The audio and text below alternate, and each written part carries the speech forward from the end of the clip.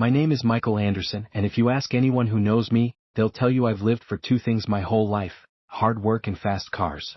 When I was a kid, I would stand outside luxury showrooms, my nose pressed against the glass, dreaming that one day I'd be the man behind the wheel.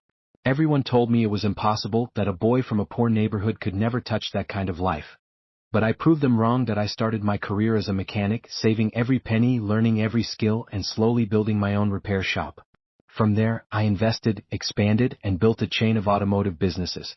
Success didn't come overnight. It took sweat, sacrifices, and countless sleepless nights. By the time I turned 40, I had built a car collection worth nearly $3 million. A garage filled with Ferraris, McLarens, Aston Martins, Lamborghinis, and even some classic beauties worth a fortune. That collection wasn't just metal and rubber, it was a symbol of everything I had overcome. But then one evening my wife Jessica sat me down at the dining table with a look I'll never forget.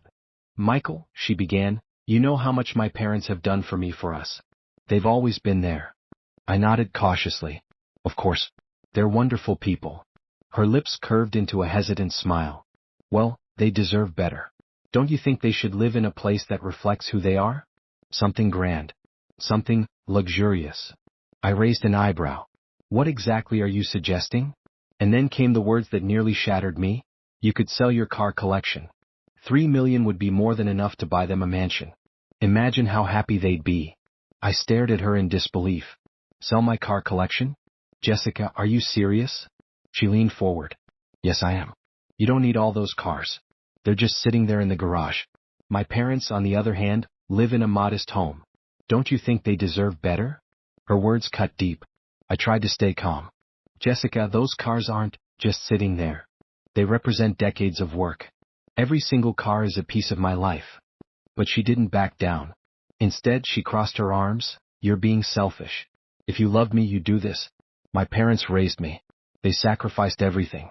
And you can't sacrifice a few cars for them?" The next few days turned into an endless cycle of arguments. Jessica would bring it up every morning, every night, sometimes even in front of her parents, subtly hinting that Michael has the power to change their lives. Her parents, unaware of the full story, would smile politely, saying things like, "We'd love to move into a bigger home someday, but only if it doesn't trouble you." Trouble me?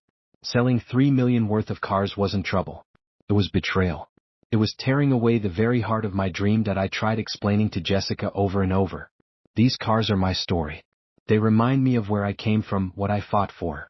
But she only grew colder. "Your story doesn't matter if you can't put family first."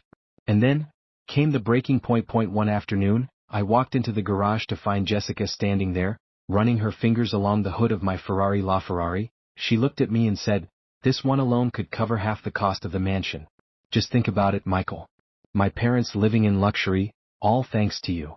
Her tone wasn't a request. It was a demand. That night I lay awake, staring at the ceiling, and realized something painful.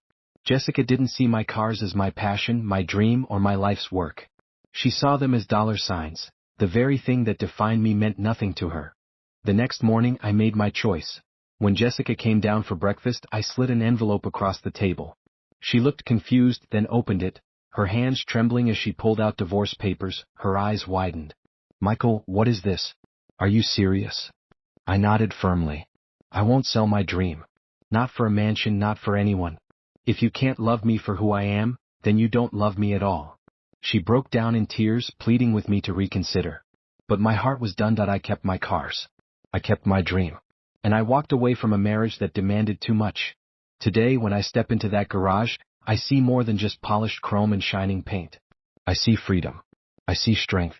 And I see the reminder that love built on conditions will always collapse. As for Jessica and her parents, well, last I heard, she's still chasing luxury, trying to fill the emptiness with things that were never hers to begin with. But me? I have my cars, my dream, my dignity, and that's worth more than any mansion in the world.